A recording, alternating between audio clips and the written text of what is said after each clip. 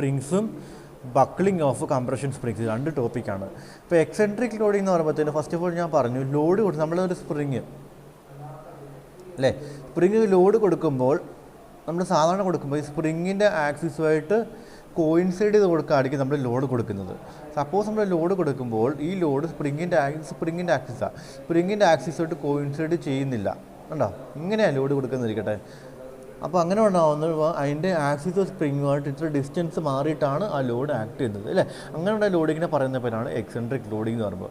The load on the spring does not coincide with the axis of spring, അതായത് that is the spring is subjected to an eccentric load. In such cases, not only the safe load of the spring reduces the stiffness of the spring also affect. അപ്പോൾ അങ്ങനെ വരുന്ന കേസിൽ നമുക്കത് safe അല്ല. അങ്ങനത്തെ ഉള്ള അങ്ങനെയുള്ള കേസിൽ എന്ത് സംഭവിക്കുന്നത് ചോദിച്ചു കഴിഞ്ഞാൽ ഒരു സൈഡിൽ മാത്രം സ്ട്രെസ്സ് കൂടും, വേറൊരു സൈഡിൽ സ്ട്രെസ്സ് കുറയുന്നുണ്ടോ. എക്സെൻട്രിക് ലോഡ് എന്ന് പറയുമ്പോഴത്തേന് ഇതിൻ്റെ ആക്സിസ് ഓഫ് സ്പ്രിങ് ഉണ്ട്. സാധാരണ നമ്മൾ ലോഡ് ചെയ്യുമ്പോൾ ആക്സിസ് ഓഫ് സ്പ്രിങ്ങിൽ എലോങ് ആയിട്ടാണ് ലോഡ് ചെയ്യുന്നത്. പക്ഷേ നമ്മൾ ഇവിടെ ലോഡ് ചെയ്യുമ്പോഴത്തേന് ആക്സിസ് ഓഫ് സ്പ്രിങ് ഒരു ഡിസ്റ്റൻസ് മാറിയിട്ടാണ് ലോഡ് ചെയ്യുന്നത്. അപ്പോൾ നമുക്ക് എന്താ പറയുക, ഒരു സൈഡിൽ മാത്രം സ്ട്രെസ്സ് കൂടുതലായിരിക്കും, ഒരു സൈഡിൽ മാത്രം സ്ട്രെസ്സ് കുറവായിരിക്കും ആണല്ലോ. അപ്പോൾ ഇതിനകത്ത് eccentric load on the spring increases stress on one side of the spring and decreases on the other side. When load is offset by a distance e from the spring, then the safe load on the spring may be obtained by multiplying the axial load by a factor. ഈ ഒരു ഇപ്പം നമുക്ക് eccentric ലോഡിങ്ങിൻ്റെ കേസിൽ എത്രയാണ് നമ്മുടെ safe load എന്ന് പറയുന്നത് എന്ന് കണ്ടുപിടിക്കുന്നത്, നമുക്ക് എത്ര ലോഡാണോ അപ്ലൈ ചെയ്യുന്നത് ആ ലോഡിൻ്റെ കൂടെ ഒരു ഫാക്ടർ മൾട്ടിപ്ലൈ ആണ്. ഇതിന് പ്രോബ്ലം ചെയ്യുമ്പോൾ മനസ്സിലാവും. ഇപ്പോൾ എക്സെൻട്രിക് ലോഡിങ് ഇത്രയും മാത്രം അറിഞ്ഞിരുന്നാൽ മതി. എന്താണ്, നമ്മൾ സ്പ്രിങ്ങിൻ്റെ ആക്സിസിൽ നിന്ന് മാറിയിട്ട് ഒരു സൈഡിലോട്ട് മാറ്റി ലോഡ് കൊടുക്കുമ്പോൾ ഈ ഡിസ്റ്റൻസ് മാറിയിട്ട് ലോഡ് കൊടുക്കുമ്പോൾ അവിടെ ഉണ്ടാകുന്ന ലോഡിങ്ങാണ് എക്സെൻട്രിക് ലോഡിങ്. അതുകൊണ്ടുണ്ടാകുന്ന പ്രത്യേകത എന്താ, സ്പ്രിങ്ങിൻ്റെ വൺ സൈഡിൽ മാത്രം സ്ട്രെസ്സ് കൂടും, അതർ സൈഡിൽ സ്ട്രെസ്സ് കുറയും. അങ്ങനെ വരുമ്പോഴത്തേന് സ്പ്രിങ് നോർമലായിട്ട് ബിയർ ചെയ്യുന്ന അത്രയും ലോഡ് അവിടെ ബിയർ ചെയ്യാൻ പറ്റത്തില്ല. അപ്പോൾ സേഫ് ലോഡെന്ന് പറയുമ്പോഴത്തേനും നേരത്തെ നോർമൽ ലോഡിങ്ങിനെക്കാട്ടിലും കുറവായിരിക്കും എക്സെൻട്രിക് ലോഡിങ്ങിനകത്ത്.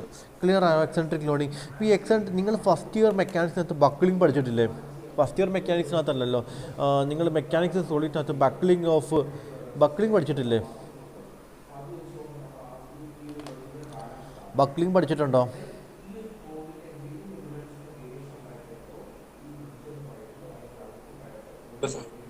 ബക്ലിംഗ് ഓഫ് ബീംസ് പഠിച്ചിട്ടുണ്ടോ? എന്ത് ബക്ലിംഗ് ഓഫ് ബീംസ് എന്ന് പറയുമ്പം ഒരു ടൈപ്പ് ഓഫ് ഫെയിലിയർ ആണ് അല്ലേ.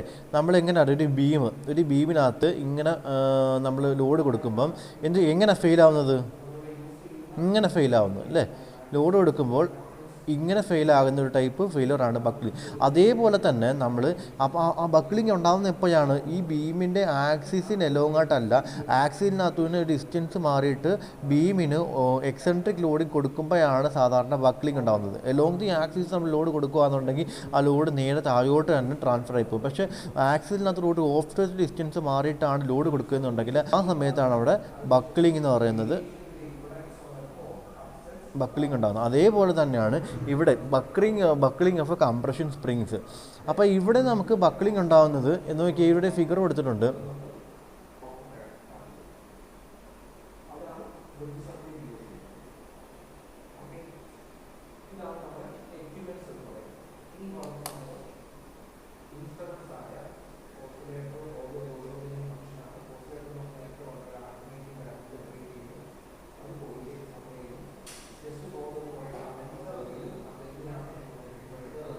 കണ്ടോ,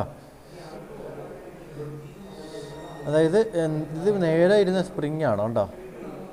ഇത് നമ്മൾ ഈ ലോഡ് കൊടുക്കുന്നതിൻ്റെ എക്സെൻട്രിക് ലോഡിങ് അല്ല, എക്സെൻട്രിക് ലോഡ് കൊടുക്കുന്ന സ്ഥലമായിട്ട് എന്ത് സംഭവിക്കും, ഇത് കണ്ടോ ഇങ്ങനെ ബക്ലിംഗ് സംഭവിക്കുന്നുണ്ടോ, ബക്ലിംഗ് ഓഫ് കംപ്രഷൻ സ്പ്രിങ്. അപ്പോൾ എങ്ങനെയാണ് ബക്ലിംഗ് സംഭവിക്കുന്നത്, എക്സെൻട്രിക് ലോഡിങ്ങിൻ്റെ കേസിലാണ്. അപ്പോൾ ബക്ലിങ്ങിൻ്റെ ഒരു ഫോർമുല നമുക്ക് പഠിക്കാനുണ്ട്. അത് എവിടെയാണ് പേജ് നമ്പർ, എല്ലാവരും പേജ് നമ്പർ എടുത്തേ, പേജ് നമ്പർ 169 എടുത്തേ, പേജ് നമ്പർ 169 എടുത്തേ.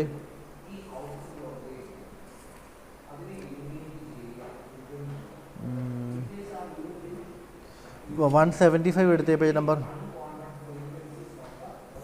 175 എടുത്തേ. കണ്ടോ ബക്ലിംഗ് കണ്ടോ, ബക്ലിംഗ് കണ്ടോ.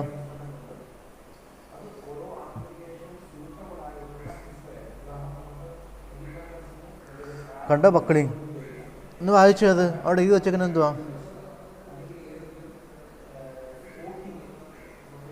ഉണ്ട് അവിടെ എഴുതി വെച്ചേക്കുന്നത്.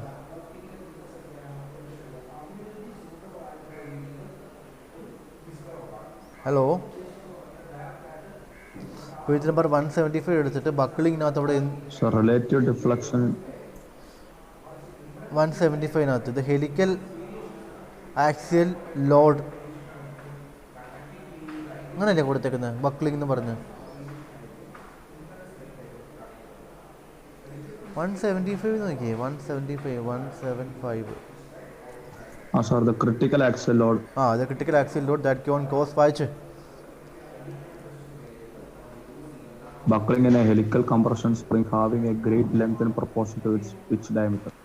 അപ്പോൾ FCR ആണ് തന്നേക്കുന്നത്. അതായത് ബക്കിളിംഗ് ഒരു സ്പ്രിങ്ങിനകത്ത് ആക്സിയൽ ലോഡ് കൊടുക്കുമ്പോൾ ഒരിക്കലും ബക്കിളിംഗ് സംഭവിക്കത്തില്ല. പിന്നെ എക്സെൻട്രിക് ലോഡിങ് കൊടുക്കുമ്പോഴത്തേന് അവിടെ ബക്കിളിംഗ് ഫെയിലിയർ സംഭവിക്കുന്നത്. അതായത് ഇത് ഇങ്ങനെ ഫെയിലായി പോകുന്നു അല്ലേ, ബക്കിളിംഗ് ഉണ്ടാകുന്നു. അതിൻ്റെ പർപ്പസ് അവിടെ വിനിയോഗിക്കാൻ പറ്റാത്ത ഒരു നമ്മൾ ഡിസൈൻ ചെയ്തിരിക്കുന്ന ഒരു ലോഡിനെക്കാട്ടിലും ചെറിയൊരു ലോഡിൽ തന്നെ ആ ഒരു സ്പ്രിങ് ഫെയിലാകുന്നത്. അപ്പോൾ എത്രമാത്രം ലോഡ് കൊടുക്കുകയാണ് സ്പ്രിങ് ഫെയിലാകുന്നത് എന്നുള്ളതാണ് critical load. Critical load FCR = എന്ത് കൊടുത്തേക്കുന്നത്? F0 KL/L0 അല്ലേ. F0 എന്ന് വെച്ചാൽ സ്പ്രിങ് സ്കെയിലാണ്, KL എന്ന് വെച്ചാൽ load factor, L0 free length of spring. Okay, അത് നിങ്ങൾ ജസ്റ്റ് ഒന്ന് അറിഞ്ഞിരുന്നാൽ മതി. ഇനി അടുത്ത് നമുക്ക് പഠിക്കാനുള്ളത്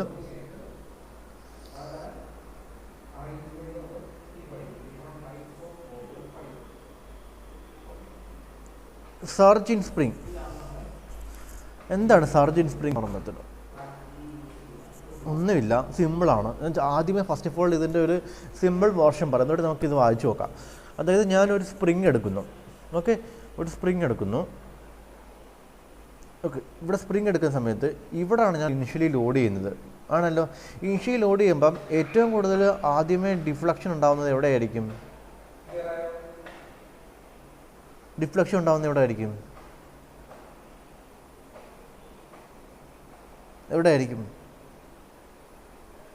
ആ ലോഡ്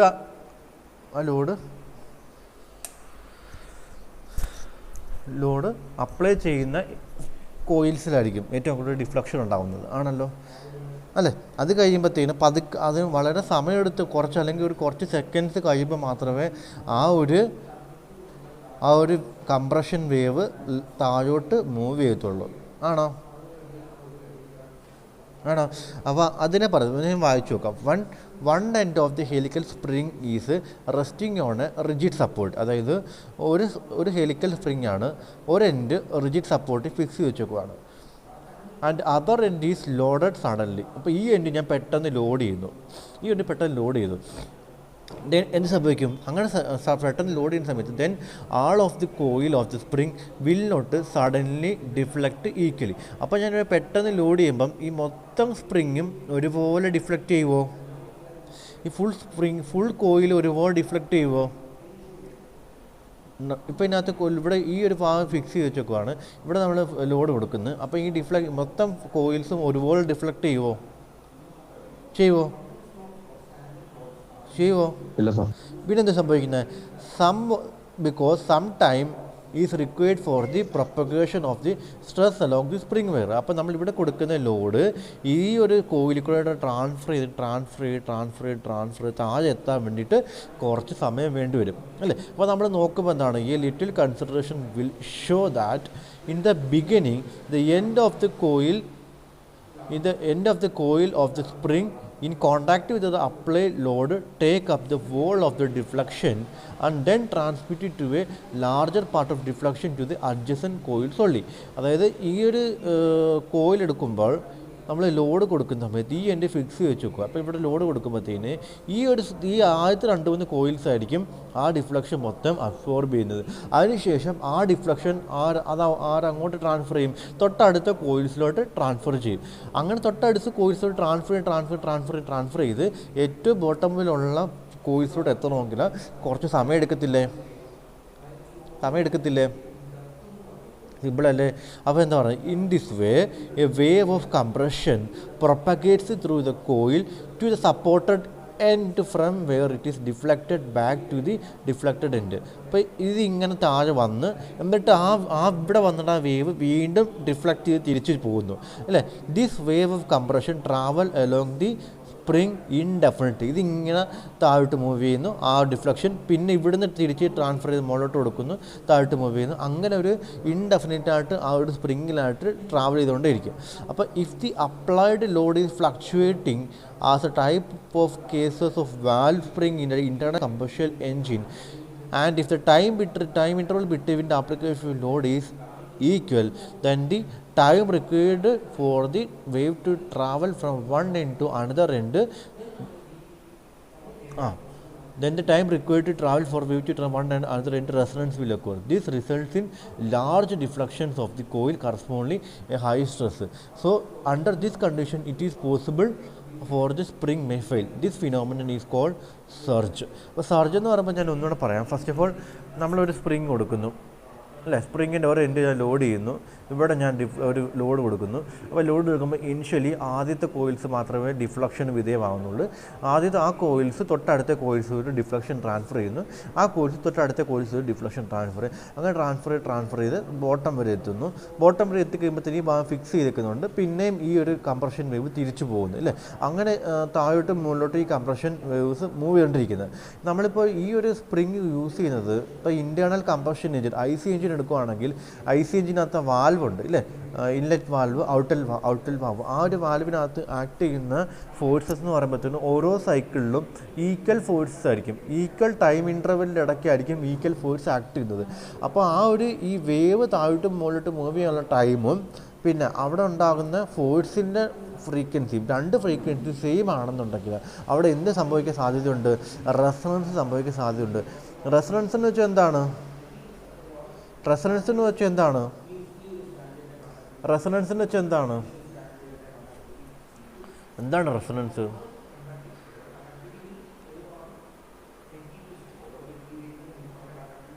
റെസൊണൻസ് എന്താടാ?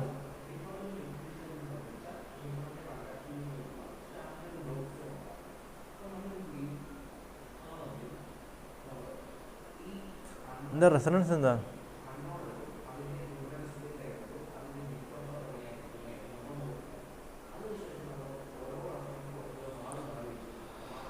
എന്താ റെസൊണൻസ് എന്താ?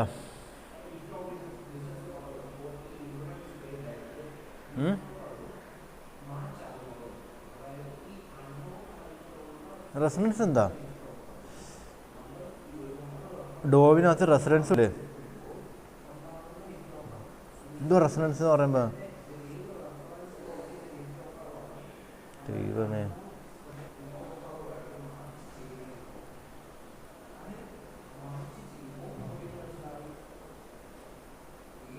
എന്തുവാ?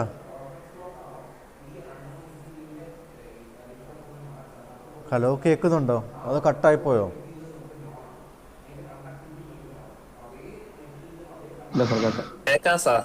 എന്തുവാ resonance? Natural frequency equal to forced frequency. അതായത് ഫോഴ്സ് കൊടുക്കുന്ന ഫ്രീക്വൻസിയും നാച്ചുറൽ ഫ്രീക്വൻസിയും ഒന്നാണെങ്കിൽ അവിടെ സംഭവിക്കും റെസൊണൻസ് സംഭവിക്കും. റെസൊണൻസിൻ്റെ സംഭവിച്ചു കഴിഞ്ഞാൽ അവിടെ ആംപ്ലിറ്റ്യൂഡ് ഓഫ് വൈബ്രേഷൻ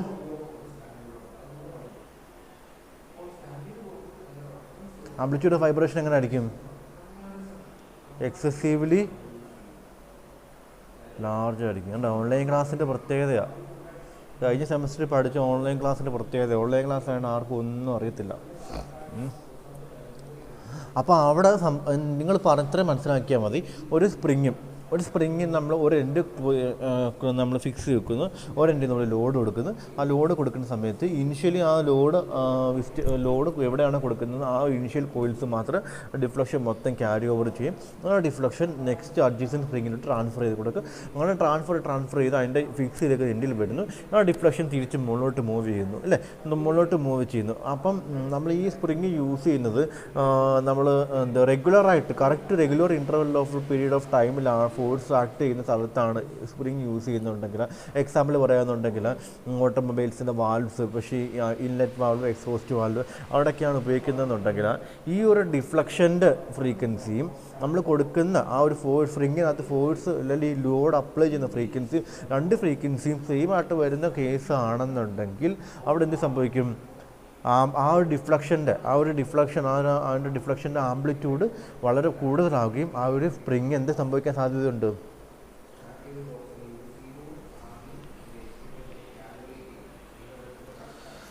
സ്പ്രിങ് എന്ത് സംഭവിക്കാൻ സാധ്യതയുണ്ട്? ഫെയിൽ ആവാൻ സാധ്യതയുണ്ട്. ആ ഫിനോമിന പറയുന്നവരാണ് സർജ് കേട്ടോ. വളരെ ഇമ്പോർട്ടൻ്റ് ആണ്. 5 മാർക്കിന് ചോദിക്കാവുന്ന ക്വസ്റ്റ്യനാണ്. തിയറി ക്വസ്റ്റ്യൻ ടേൺ മാർക്സ് ചോദിക്കുന്നു പറഞ്ഞു സ്പ്രിങ്ങിനകത്തുനിന്ന്. അതിനകത്തുനിന്ന് 5 മാർക്കിന് ചോദിക്കാവുന്ന question explain surge the phenomena of surge in springs എന്ന് പറഞ്ഞ് 5 മാർക്സിന് ചോദിക്കാവുന്ന ഒരു ക്വസ്റ്റ്യനാണ്. ഓക്കെ, അപ്പോൾ നമുക്ക് എന്താണ് പറഞ്ഞേക്കുന്നത്? അത് പിന്നെ ഒരു ഫോർമുല കൂടെ പഠിക്കണം. ആ ഫോർമുല നമ്മുടെ ഡേറ്റാ ബുക്കിൽ കിടപ്പുണ്ട്.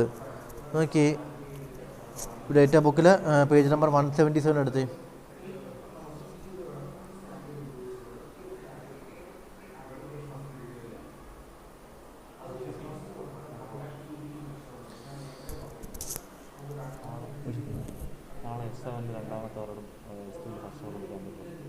S7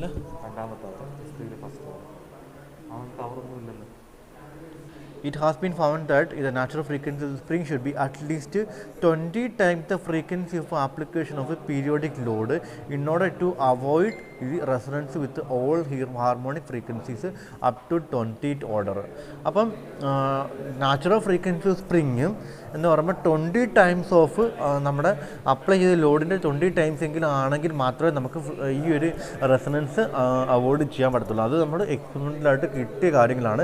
പിന്നെ ഡിഫറെൻറ്റ് ഫോർമുലാസ് കൊടുത്തിട്ടുണ്ട്. ഈ ഒരു ഫോർമുലയ്ക്കകത്ത് കറസ്പോണ്ടിങ് ആയിട്ടുള്ള ഫോർമുല നിങ്ങൾ ആരെങ്കിലും കണ്ടോ?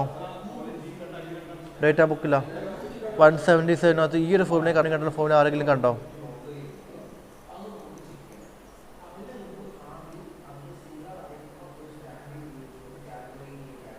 കണ്ടോ?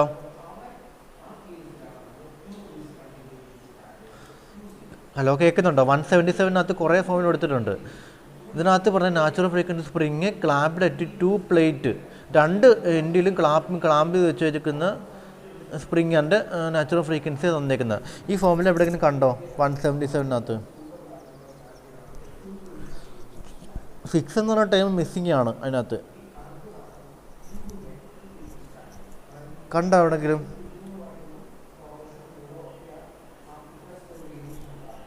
ഹലോ, കേൾക്കുന്നുണ്ടോ?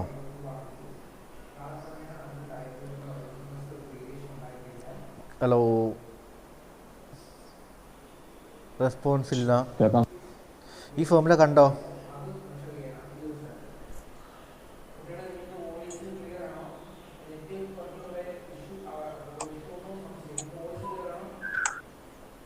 ഉണ്ടോ?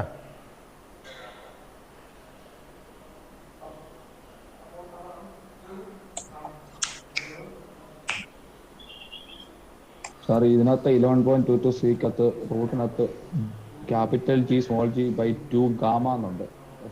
ഗാമ എന്ന് വെച്ചാൽ എന്താണ് കൊടുത്തേക്കുന്നത്? അതിനകത്ത് റോ എന്ന് മാത്രമല്ല കൊടുക്കും. ഗാമ എന്താ കൊടുത്തേക്കുന്നത്? Specific gravity. റോ എന്ന് വെച്ച് കഴിഞ്ഞാൽ ഇവിടെ ഡെൻസിറ്റി ഓഫ് മെറ്റീരിയൽ, അതിൻ്റെ ഒരു ഡിഫറൻസ് ആണ് 6ഉം റോയും വരുന്നത്. നമ്മൾ ആ ഒരു ഫോർമുല ഡേറ്റാ ബുക്കിനകത്തുള്ള ഫോർമുല പഠിച്ചാൽ മതി കേട്ടോ. ഇതിനൊരു സിമിലർ ആയിട്ടുള്ള ഫോർമുല ആണല്ലോ അത്, അത്രയും നോക്കി വെച്ചാൽ മതി കേട്ടോ. എഫ് ഇസിക്കൽ ടു എന്ത് വരുന്നു? F is equal to 1D/2πID² root of G divide by gamma. അത് നമുക്ക് ആ ഫോർമുല പഠിച്ചാൽ മതി. അപ്പോൾ ഞാൻ പറഞ്ഞു സർജ് എക്സാമിനേഷൻ ചോദിക്കുന്ന കാര്യമാണ്. എന്താണ് സർജ് എന്ന് പറഞ്ഞേ? സർജ് എന്താണ്? പറ. സർജ് എന്ന് വെച്ച് കഴിഞ്ഞാൽ ഒരു സ്പ്രിങ് എടുക്കുന്നു, ഈ എൻ്റെ ഫിക്സ് ആണ്, ഇവിടെ ലോഡ് കൊടുക്കുന്നത്. അപ്പോൾ എന്ത് സംഭവിക്കുന്നു? പറഞ്ഞേ എന്ത് കൊടുക്കുന്നു? എന്ത് സംഭവിക്കുന്നത്? പറ എന്ത് സംഭവിക്കുന്നു? ഇവിടെ ലോഡ് കൊടുക്കുമ്പം പെട്ടെന്ന് ലോഡ് കൊടുക്കുമ്പോൾ എല്ലാ കോയിൽസും ഈക്വൽ ആ ഡിഫ്ലക്ഷൻ എടുക്കുമോ? പിന്നെ എന്തോ ചെയ്യുന്നത്?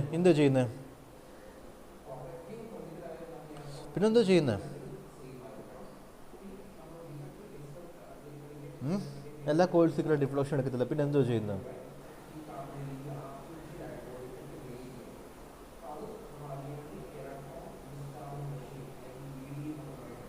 സോ ആദ്യത്തെ 2-3 വേർഡ്സ് ആദ്യം ഡിഫ്ലക്ഷൻ എടുക്കുക, പിന്നെ ആ ഡിഫ്ലക്ഷൻ പതുക്കെ താഴോട്ട് ആ താഴോട്ട് മൂവ് ചെയ്തിട്ട് താഴെ വരുന്നു, ഇവിടെ വന്നിട്ട് പിന്നെ എന്ത് സംഭവിക്കുന്നു? ആ compression wave opposite direction. Opposite direction. അങ്ങനെ കംപ്രഷൻ വേവ് ഇങ്ങനെ താഴോട്ടും മുകളിലോട്ടും ഇൻഫിനിറ്റിലായിട്ട് മൂവ് ചെയ്യുന്നത്. അതിലൊരു ഫ്രീക്വൻസി ഉണ്ട്. ആ ഫ്രീക്വൻസി പറയുന്ന പേരാണ്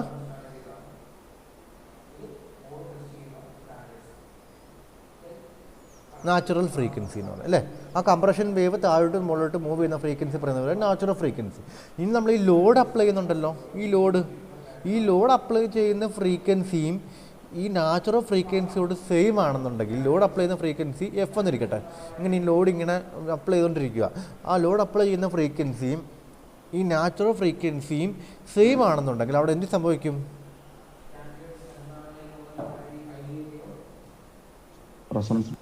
റെസൊണൻസ് സംഭവിച്ചു കഴിഞ്ഞാൽ എന്ത് സംഭവിക്കും?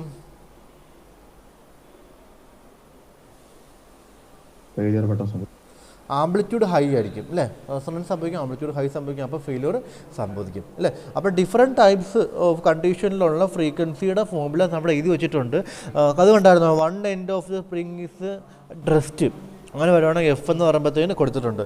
Both end of the spring is fixed, അപ്പോൾ കൊടുത്തിട്ടുണ്ട്. In case of the spring gated both ends and periodically compressed by stroke H of the natural frequency physical to, അങ്ങനെ 3 ഫോർമുല കൊടുത്തിട്ടുണ്ട്. അത്രയും ക്ലിയർ ആയല്ലോ? അത്രയും ക്ലിയറായി. ഇനി നമുക്ക്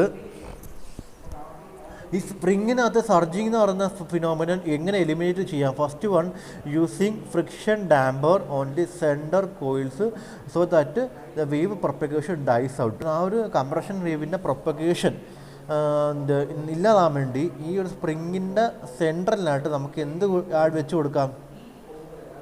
കൊടുക്കാം? ഫ്രിക്ഷൻ ഡാമ്പേഴ്സ് കൊടുക്കാം. അപ്പോൾ ഇതിങ്ങനെ മുകളിലോട്ട് പ്രൊപ്പഗേറ്റ് ചെയ്യുന്നത് പെട്ടെന്ന് ഇത് അബ്സോർബ് ചെയ്തെടുക്കും? അബ്സോർബ് ചെയ്തെടുക്കും? ഡാമ്പേഴ്സ് അബ്സോർബ് ചെയ്യും. രണ്ടാമത്തെ, using springs of very high natural frequency ഒരുപാട് കൂടുതലുള്ള നാച്ചുറൽ ഫ്രീക്വൻസി ഒരുപാട് കൂടുതലുള്ള സ്പ്രിങ് എടുക്കാം. Using springs having same pitch of coils near the ends different than the at the centre to have different natural frequencies.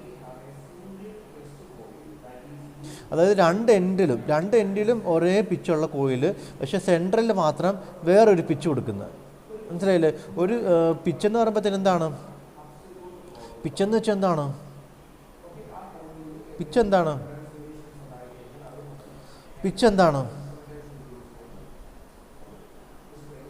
Pitch എന്താണ്? സ്പ്രിങ്ങിൻ്റെ കേസിൽ pitch എന്താണ് pitch? നിങ്ങളെന്താ ഇന്നലെ വോട്ട് ചെയ്യാൻ പോയതിൻ്റെ ക്ഷീണമാണോ?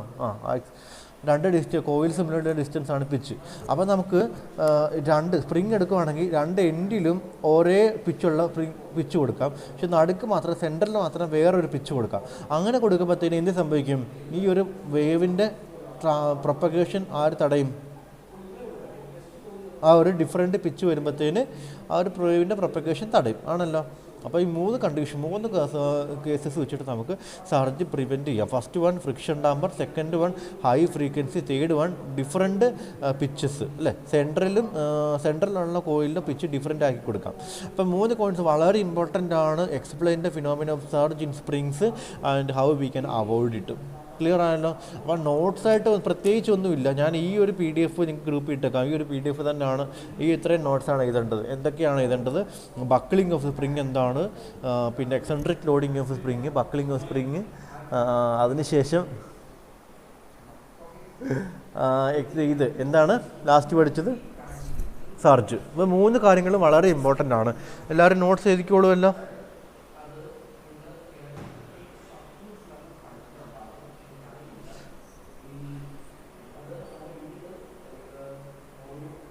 Yes.